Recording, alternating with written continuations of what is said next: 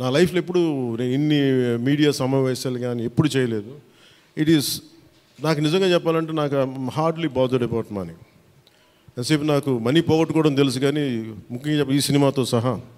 But నేనేం నమ్మానంటే ఒక భారతీయ ఒక రీజనల్ సినిమాని పాన్ ఇండియా సినిమాకి చేయగలం అనేది ఒక నిర్మాతకి నిలబట్టడం నాకు చాలా బాధ్యత అనిపించింది.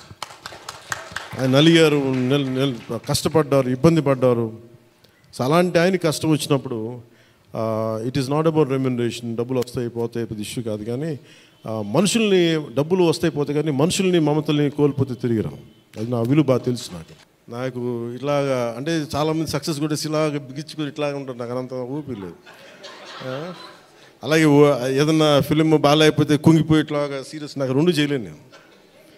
అలాగే నేను ఓడిపోయినప్పుడు 2019లో అందరూ నా గురించి ఎక్స్పెక్ట్ చేస్తున్నారు అసలు వీడు ఎలా ఉంటాడో చూద్దామని. అంటే వీడు ఎంత అవమానం పడతాడు అనేది. నేనేమనుకుంటానంటే ఎక్కడో చిన్న ఊళ్ళలో పెరిగి మనం యాక్టర్ అవడమే పెద్ద అనుకుంటే దానికి హిట్, ఇప్పుడు అది కూడా పోయి ఇప్పుడు పార్టీ పెట్టాం, ఓడిపోయాం. నాకు అది పెద్ద సక్సెస్ అనిపిస్తే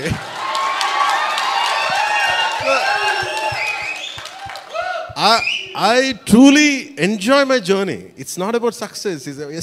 ఒక అడుగు ముందుకేస్తున్నావా లేదా అనేది. అలా అడుగు ముందుకేసుకుంటూ వెళ్తేనే కదా ఈ రోజున కూర్చొని డిప్యూటీ సీఎంగా మీ ముందుకు వచ్చాను. అందుకనే ఏంటంటే ఇది నాకు చాలా అందరూ చాలా సీరియస్గా తీసుకుంటారు సక్సెస్ని. నాకు అట్లా అనిపించదు. అరే జీవితాన్ని సీరియస్గా తీసుకుందాం, బంధాలను సీరియస్గా తీసుకుందాం, మానవత్వాన్ని సీరియస్గా తీసుకుందాం.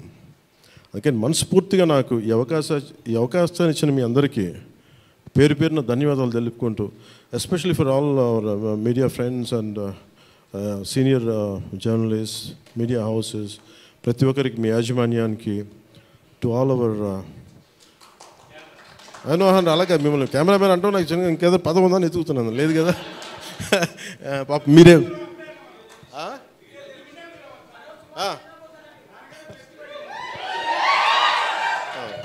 For hour cameramens.